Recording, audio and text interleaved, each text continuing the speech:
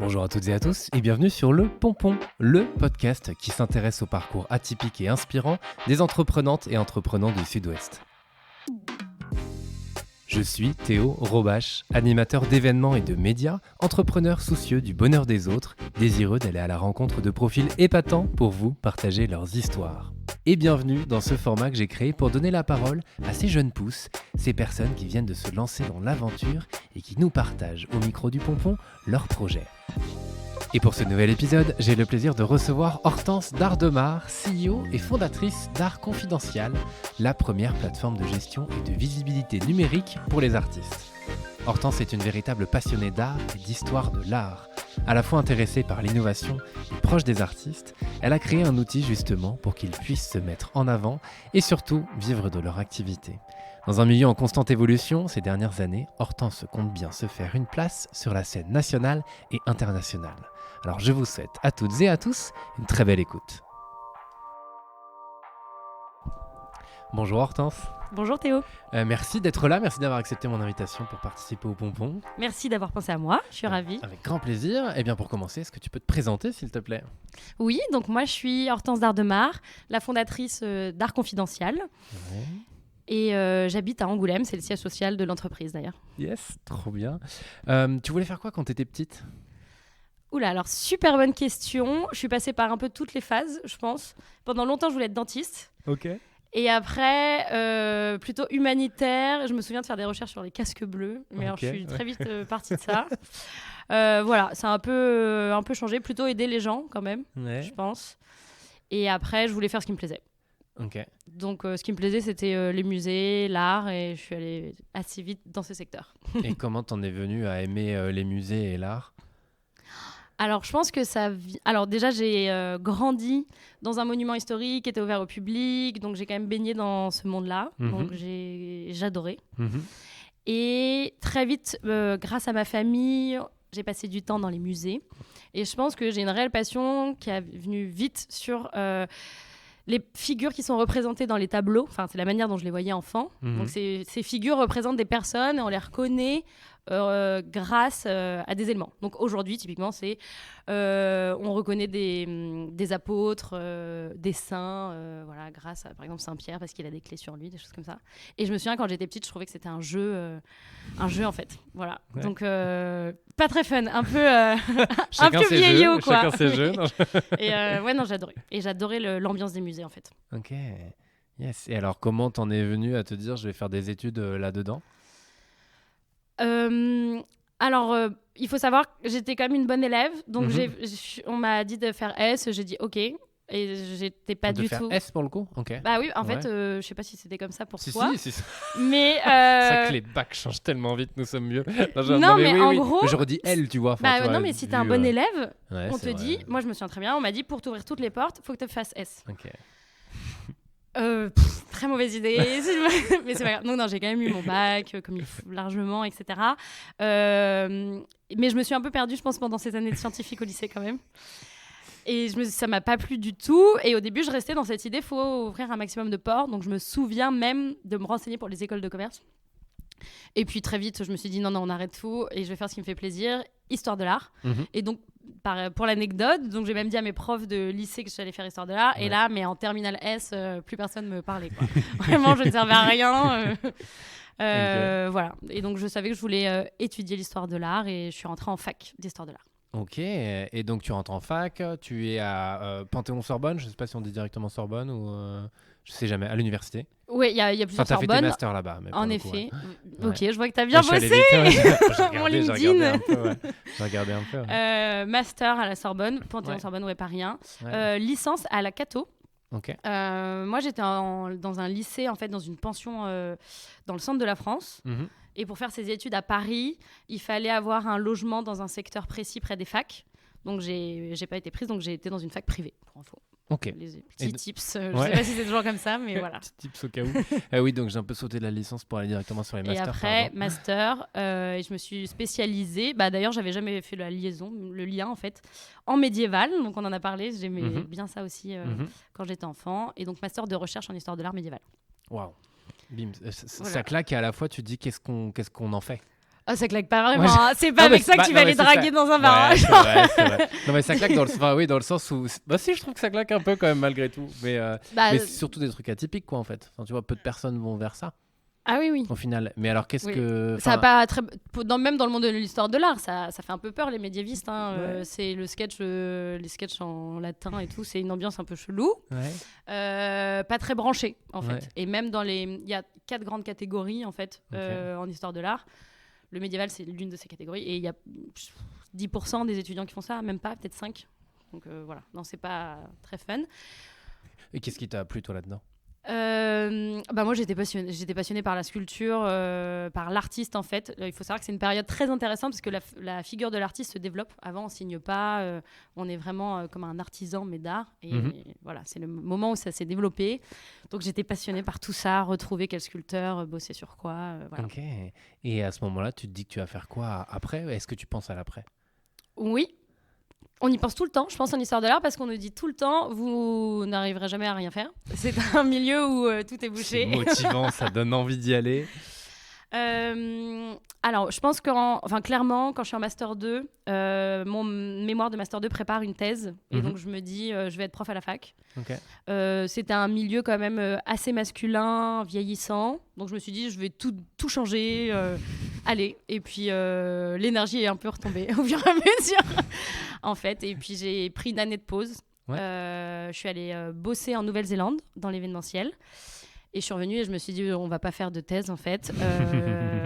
Et j'ai plein d'autres idées. Voilà. Ok. Et alors, tu es revenue avec quelles idées et qu'est-ce que tu te mets à développer en venant ? J'ai adoré l'événementiel. Complètement différent pour le coup. Enfin, tu es allée dans complètement, une branche, complètement différent. Mais donc, il faut savoir que dans la plupart des musées, il y a quand même une dimension de location d'espace pour avoir des revenus. Donc, ça se développe de plus en plus. Donc, je reviens avec cette idée-là plutôt.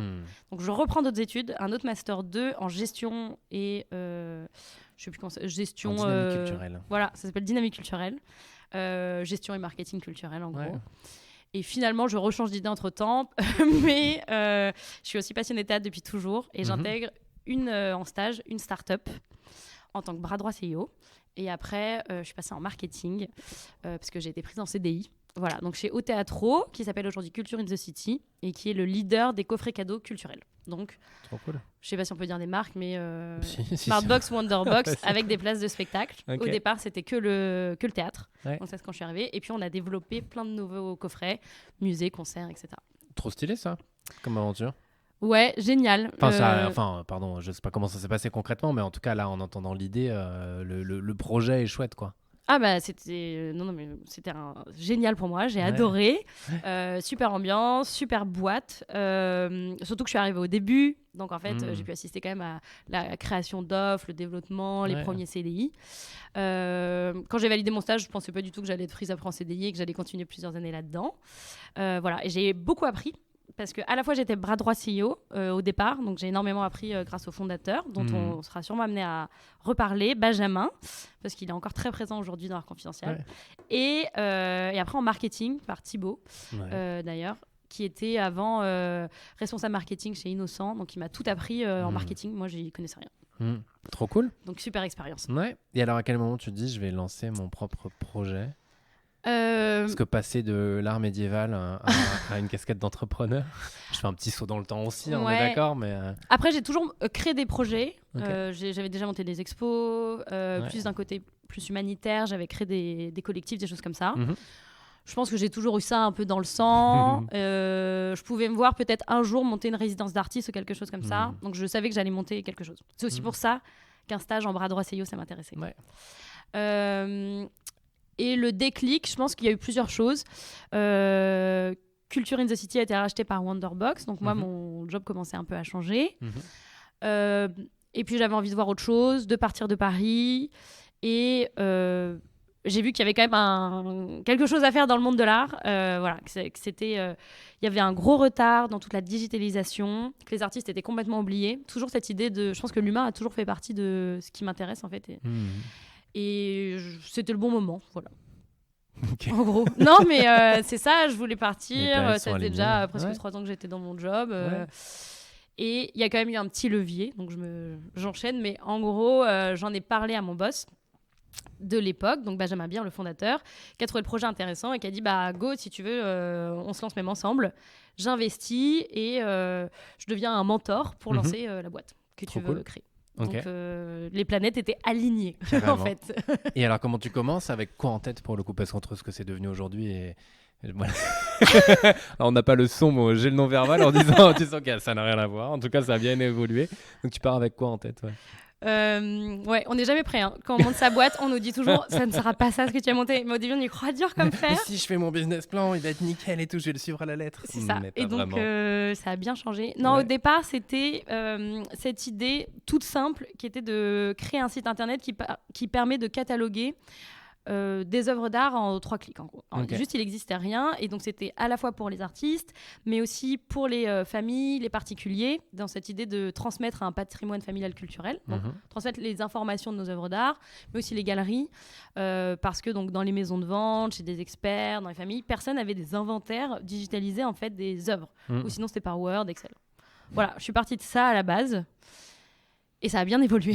Alors aujourd'hui, notre plateforme permet de faire ça pour information, mais c'est pas du tout notre métier en fait. Ok. Alors aujourd'hui, concrètement, qu'est-ce que c'est Art Confidential? Confidential? Ouais, confidential. Moi, je le dis à la française, mais c'est ouvert. Mais c'est... On peut dire confidential. J'ose pas avec mon accent déplorable. Ok. Donc aujourd'hui, ça donne quoi? Il y a plusieurs activités, j'ai l'impression, c'est ça?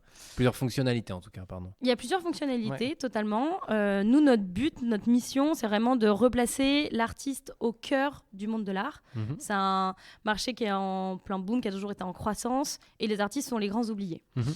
Donc nous aujourd'hui on leur propose à la fois un tableau de bord qui est un réel pilier au quotidien pour gérer leur business artistique, parce que c'est-à-dire que c'est comme des entrepreneurs, un artiste qui se lance, donc ils peuvent gérer leur communication, toute la partie financière, la visibilité en ligne, administrative, la gestion et même l'organisation d'une journée, d'une semaine. Soit le gérer soi-même via notre dashboard, soit complètement délégué à Art Confidential d'ailleurs. Et aussi l'accès à une marketplace innovante. Donc évidemment, pour gagner en visibilité et se développer, leur permettre d'avoir une galerie en ligne à leur nom, pour vendre leurs œuvres d'art sans commission. Voilà. Donc en fait, l'idée était partie du catalogue. On a lancé le catalogue et puis on a vu que les artistes avaient plein d'autres besoins et donc on a créé avec eux toutes nos offres d'aujourd'hui. Ok. Et alors tu l'as dit, je ne sais plus exactement avec quel terme, mais qu'en gros, les artistes étaient un peu oubliés, enfin en tout cas mis de côté. Alors, t'entends quoi par là en fait? Qu'aujourd'hui, des artistes qui vivent très bien de leur art, il n'y en a pas 40 000, alors qu'il y a eu 30... Les chiffres des nouveaux artistes, je ne l'ai plus en tête, mais c'est énorme. Il y a énormément d'artistes. Donc l'idée, c'est qu'ils ne se sentent plus tout seuls, qu'ils ne soient plus assommés par la toute-puissance des galeries. On est un service aujourd'hui complémentaire aux galeries, mais les galeries prennent des commissions très lourdes, entre 40 à... Enfin, les petites galeries en ligne peuvent prendre 10%, mais de 10% à 70%, donc on est sur une moyenne de 40% environ de commissions. Et puis qui se sentent dans un milieu qui est aussi le leur. Aujourd'hui, les artistes, ils osent même pas pousser les portes des galeries, etc. Donc c'est vraiment se réapproprier tout ça, savoir qu'ils sont pas seuls, qu'il y a plein d'autres artistes, qu'il y a une communauté, et puis il y a des experts qui sont là pour eux, et que les clés en main, ils peuvent réussir en fait. Et qu'il y a de la place pour tout le monde. Et alors concrètement, comment ça fonctionne? Imagine, moi je suis un artiste, j'ai des œuvres, comment je fais? Je m'inscris, j'imagine, il y a un abonnement, enfin voilà, est-ce que tu peux nous dire comment ça fonctionne? Parce que tu fais vraiment du B2B, c'est vraiment une plateforme auprès des artistes, ou est-ce que tu as aussi le côté je suis un passionné d'art, ou que sais-je, ou juste quelqu'un qui a envie d'avoir une belle déco chez moi sans être forcément un passionné d'art, je peux aussi aller sur le site et trouver des artistes? Eh bien, très intéressant. Alors, il y a 2 choses intéressantes. Déjà, est-ce que B2Artist, c'est B2B? Donc toi tu dis ça de base, souvent dans le monde un peu des startups on me dit ça, c'est pas réellement c'est du B2Artist en fait, c'est B2A. Ouais, c'est ça. Ils ont un numéro de siret, mais ils ont un statut spécial, le statut d'artiste-auteur. Certains des grands artistes sont des entreprises. Voilà, donc c'est pas réellement du B2B pour être franche. Et souvent on me dit que je fais du B2C quand je parle des artistes justement. Et donc pour avoir accès à nos services, il faut souscrire à des abonnements. Donc en effet, ce sont les artistes qui souscrivent à des abonnements, avec un abonnement de base où ils gèrent tout seul, on est un peu plus présent, on peut venir prendre en photo toutes les œuvres d'art et on met tout en ligne pour eux. Puis il y en a avec vraiment des coachings réguliers. On se voit tous les mois et on avance sur des projets ensemble. Donc ça, c'est vraiment pour la partie artiste. Après, dans l'équipe, on a des experts. Donc, je ne suis pas toute seule, on est 9, dont une associée, Alice, qui était directrice de galerie pendant plusieurs années. Donc, qui s'occupe aussi de toute cette partie, aller chercher en effet des collectionneurs pour que les artistes puissent vendre leur œuvre d'art. Et c'est pour ça qu'on a dû réinventer une marketplace, une façon d'exposer en ligne qui peut quand même plaire des gens comme toi, par exemple, pour qu'ils achètent des œuvres en ligne. Ok, alors j'en achète rarement, mais dans l'idée. L'idée, ce qui est intéressant, c'est que le marché est en plein changement et qu'il y a des galeries en ligne qui sont créées et montées et ça a permis de toucher une nouvelle génération de collectionneurs. Donc c'est clairement notre génération, celle qui n'ose pas pousser la porte des galeries, mais qui a l'habitude d'acheter en ligne et qui s'est mis à acheter des œuvres d'art en ligne. Il faut savoir que c'est 72% des ventes aujourd'hui, donc c'est énorme. Des ventes en ligne, c'est des nouveaux collectionneurs. Donc il y a plein de choses à faire, à réinventer, et donc c'est pour ça qu'on a aussi travaillé et fait de la recherche pour savoir comment on pouvait réimaginer une nouvelle manière de vendre sur Internet de l'art. Et donc là, c'est ça où j'ai un autre associé. Donc il y a Alice et il y a aussi Jean-Philippe, le CPO d'Art Confidentiel, et qui s'occupait de ça et qui nous prépare une plateforme incroyable avec plein de nouvelles fonctionnalités cet été. Ok, trop bien. Et alors justement, toi, le milieu de l'art, alors compliqué peut-être de dire comment il a évolué, mais tu vois, j'ai le terme NFT qui m'est venu en tête là aussi, qui est passé. Toi, comment il a évolué et tu l'imagines potentiellement évoluer comment, même si les NFT, je sais pas si elles sont sorties d'un chapeau magique ou pas, d'un œil du public, on a un peu l'impression, mais voilà, est-ce que tu peux nous en dire un petit peu plus justement sur le secteur? C'est un secteur qui est en plein changement, justement, qui a été bousculé par le Covid, clairement. C'est un secteur qui n'était pas du tout dans le numérique ni digitalisé. Là, les grands acteurs ont été obligés de s'y mettre. Clairement. Et donc, ça a été porté, il y a une belle croissance qui est portée vraiment par ces grands acteurs qui sont les grandes maisons de vente, mais aussi les grandes galeries. Donc, il y a eu ça d'un côté. Donc, déjà, on peut commencer à acheter des œuvres d'art en ligne. Donc il y a aussi les NFT, la blockchain, etc. Donc nous, pour information, on n'est pas, notre techno repose pas sur la blockchain, on ne vend pas des NFT. En revanche, on a des partenariats avec des entreprises qui font ça très bien, chacun son métier aussi. Les NFT, c'est comme tout, c'est la courbe, alors je montre, mais c'est la courbe qui monte très vite, qui redescend vite, mais après qui se stabilise. Là, on a eu un peu le chaud-froid des NFT, mais on va arriver sur une phase qui va quand même se stabiliser un petit peu plus. Et en fait, donc ça montre que c'est un monde avec beaucoup de mouvements et qu'il se passe plein de choses en ce moment. Et puis à côté de ça, il y a aussi de plus en plus d'artistes parce que le Covid les gens ont quitté leur job et ils se sont mis à faire ce qu'ils aimaient faire. Donc ils se lancent pour vouloir vendre leurs œuvres d'art.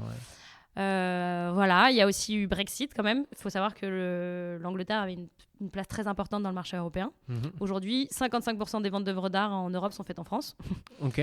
Mais c'est parce qu'il n'y a plus l'Angleterre dans les comptes. Plus dans le... Ah ouais. Voilà. Ouais. Donc il se passe plein de choses. En France, on a une belle place importante et il y a des nouveaux projets qui naissent tous les jours.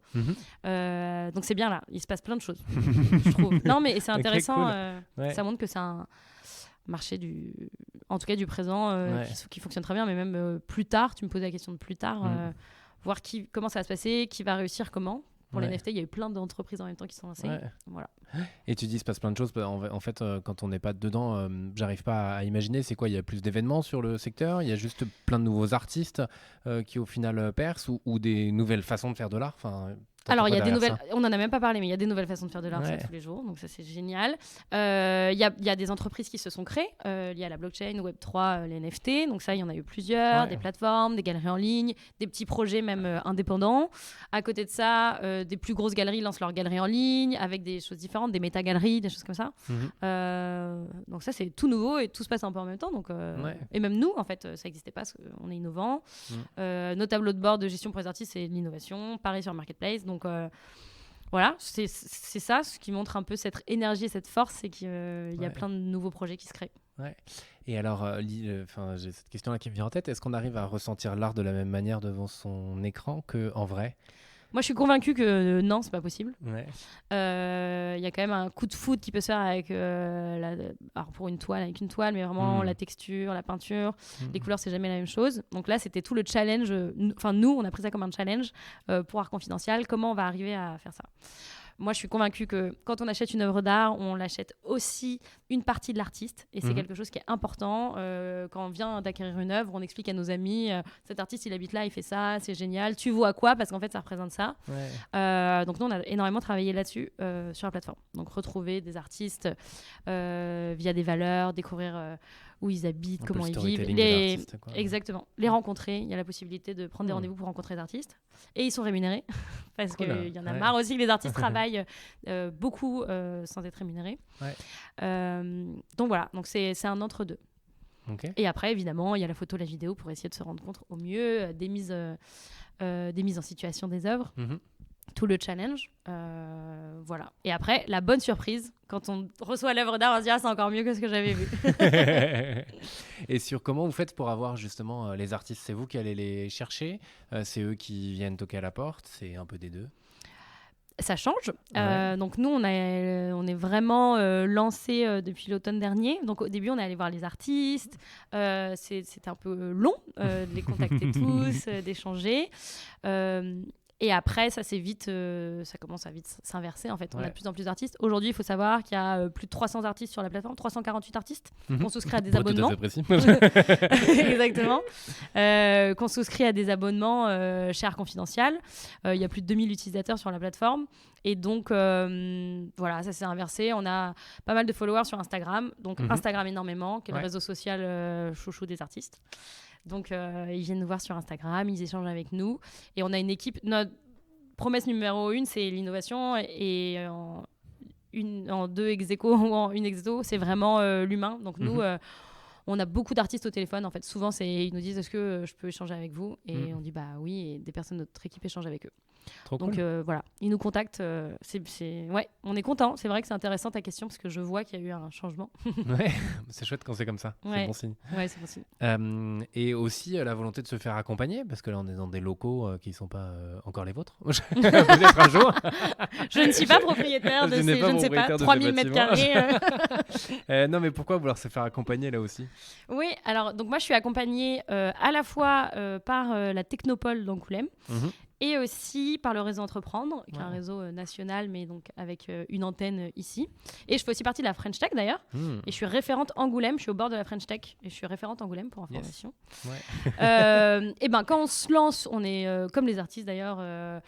C'est bien de se faire accompagner parce que donc on est seul et il faut connaître plein de choses. Donc pour moi réellement, je suis arrivée ici, je viens de Paris.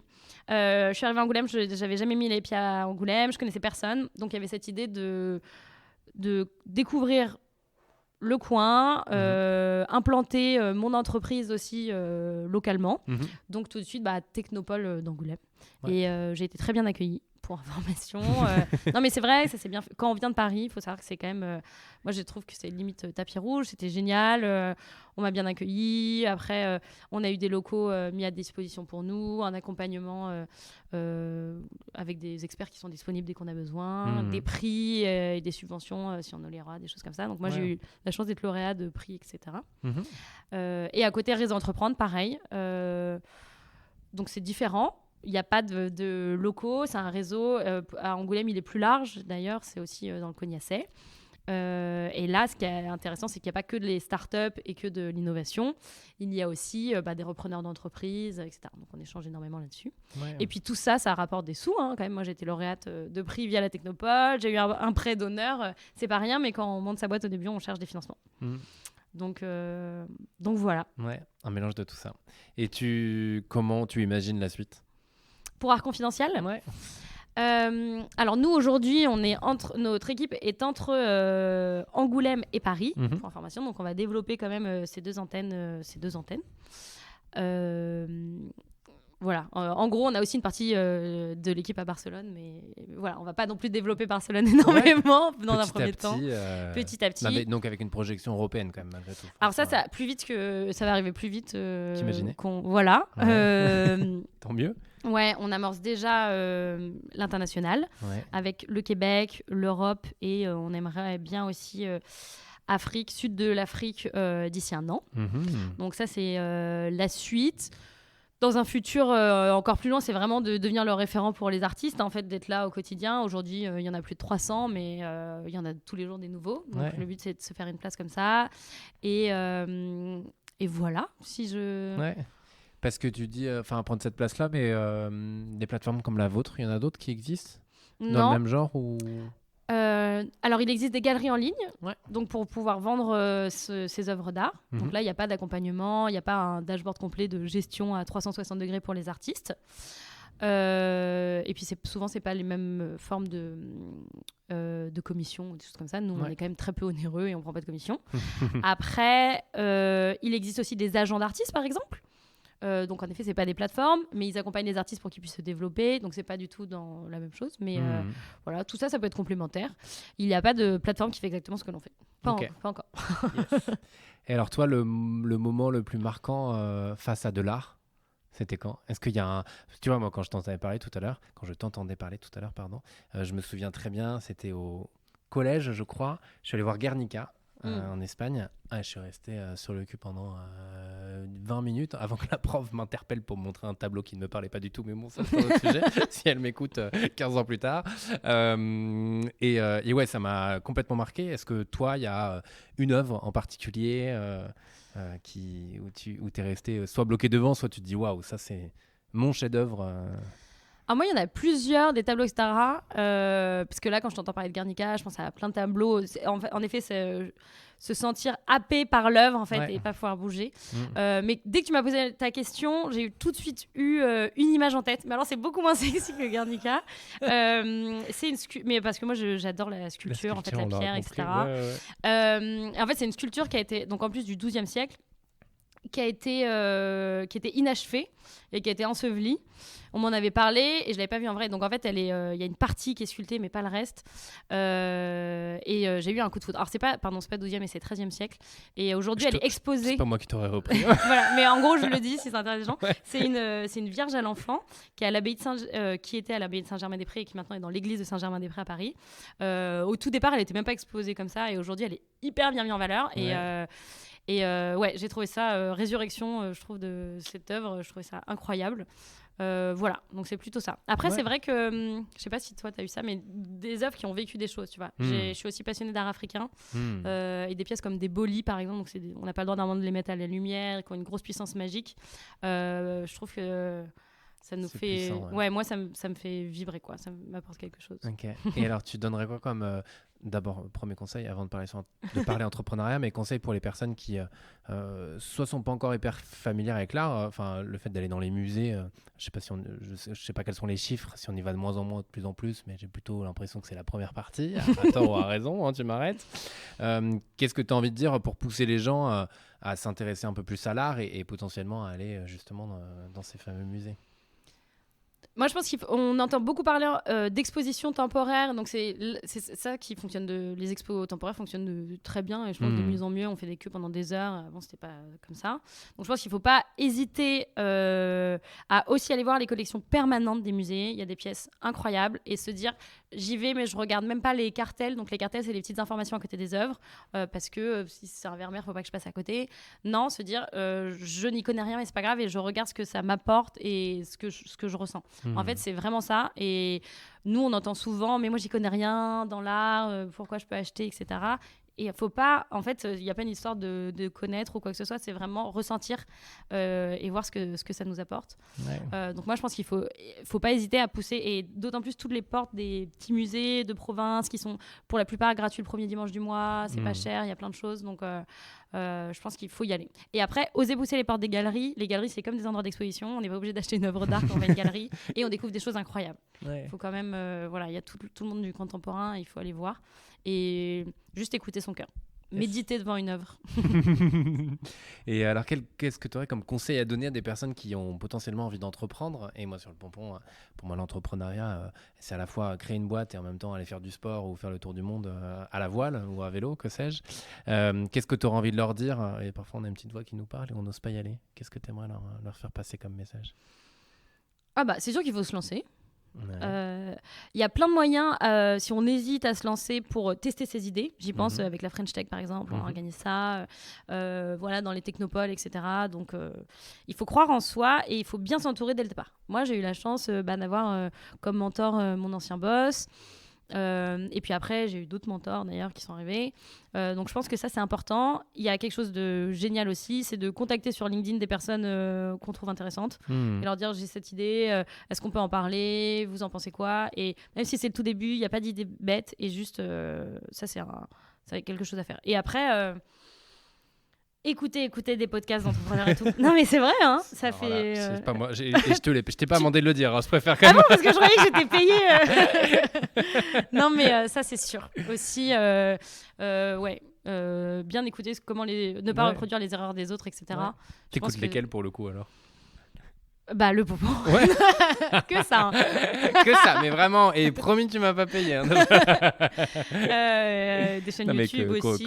Que j'en salue d'autres dans ce cas-là. Tu vois, parce qu'effectivement, il y a plein de gens. Non, mais en vrai, tout est bien. Et je pense que je connais pas du tout. On parle toujours des mêmes gros, mais je pense que tout est bien. Yes. Et voilà. Et après, j'ai un conseil. Il y a un partir du moment où lancer. Prenez le temps. Au début, on a un peu de temps, on se rend pas compte. Mais en fait, on a un peu de temps au début et c'est ce moment où il faut se dire j'ai un peu de temps libre là, et ben faut que j'en profite parce que bientôt j'en aurai beaucoup moins. et ça, je le dis souvent aussi aux gens qui se lancent. Ouais. Yes. Et enfin, qu'est-ce qui t'anime au quotidien? Ah bah moi au quotidien, il y a deux choses. Il y a mon équipe. De savoir s'ils sont contents de bosser chez Art Confidential, comment ça se passe, vraiment d'être heureux dans l'entreprise en fait et de savoir comment ils vont, tous les retours et de co-créer ensemble ce qu'on est en train de faire. Et aujourd'hui, donc ça, je les ai jamais vus en tant que personne, je sais pas, voilà, mais d'imaginer ces 350 artistes qui connaissent tous Art Confidential, qui nous suivent, etc. Ça, voilà, je peux pas mentir là-dessus. C'est au quotidien, on y pense. Moi, j'y pense 15 000 fois par jour. Ouais. Voilà. Donc même les week-ends, je pense à tous ces petits artistes et grands artistes d'ailleurs qui sont sur la plateforme. Ouais, ça, c'est sûr. Trop bien. Ça fait une demi-heure qu'on échange. Est-ce que tu veux un mot de la fin? Est-ce que je veux un mot ouais, de la fin? Je t'ouvre tu dis ça comme si je veux bien que tu fasses un mot de la fin. Non, mais pas du tout. Parce qu'en général, je termine par deux questions, des conseils et ce qui nous anime. Mais voilà, si jamais tu veux ajouter quelque chose, c'est possible, c'est libre. Non, je pense que c'est vrai que s'il y a des personnes qui veulent monter leur boîte, il faut se lancer. Ouais. Et puis, il ne faut pas hésiter à aller voir aussi ce qui se passe en dehors de Paris, etc. Moi, je suis super contente d'être arrivée à Angoulême. Et d'avoir pu monter ça et d'être bien accompagnée et de voir qu'il y a des projets incroyables ici, quoi. J'ai l'impression qu'on est caché dans une bulle. Pour le coup, vu là où on est, effectivement, on est un peu caché. En plus, un peu en dehors d'Angoulême, on doit l'avouer. Mais il y a plein de gens ici. Plein de gens. L'innovation, plus. Ouais.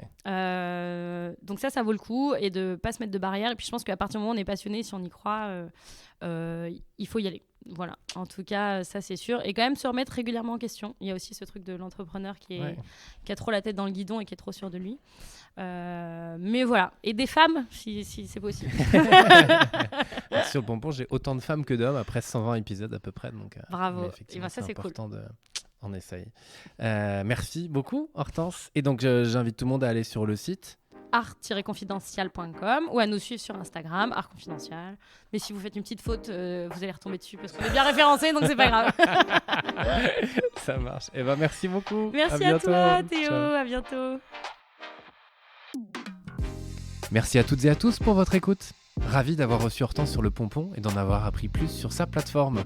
Comme souvent, les artistes, et c'est un peu pareil avec les sportives et les sportifs, sont un peu mis de côté, alors que sans eux, sans l'essence même d'une œuvre, d'une idée, nous n'irions pas bien loin. Je vous invite maintenant à partager l'épisode autour de vous. Le pompon se fait connaître aussi et surtout grâce à vous, alors abonnez-vous, mettez des étoiles sur votre plateforme d'écoute préférée et puis faites-moi signe sur les réseaux. On se retrouve très bientôt pour un nouvel épisode du Pompon et d'ici là, profitez bien de la vie, allez au musée cette semaine et surtout, prenez soin de vous. À très vite.